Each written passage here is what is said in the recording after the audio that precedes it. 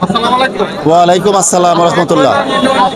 আমি পূর্ব গাইলঘাটা পৌর 4 নং ওয়ার্ড থেকে আসছি, পৌরসভা। জি বলেন।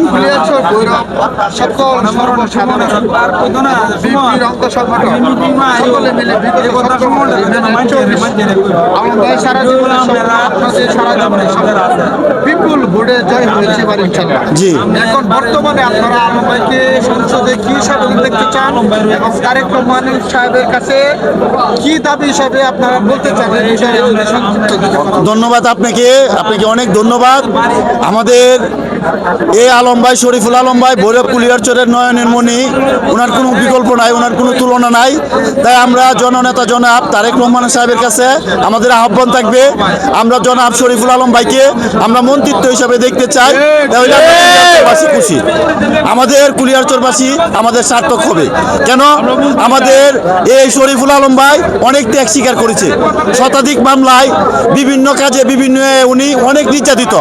আমাদের এই ভৈরব কুলিয়ারচর 4 জনের মৃত্যু হয়েছে এই পর্যন্ত 17 বছরে, 3 জন কুলিয়ারচর থানার, 1 জন ভৈরব থানার। এই জন্য আমরা আশাবাদী যে আমাদের এই শরীফুল আলম ভাইকে মন্ত্রিত্ব দেওয়া হোক। এটা জননেতা জনাব তারেক রহমান কাছে আমাদের আবদার। ধন্যবাদ সকলকে। বিসমিল্লাহির রহমানির রহিম। আমি সাইফুল ইসলাম হিমন, কুলিয়ারচর পৌর জাসাসের সহসভাপতি।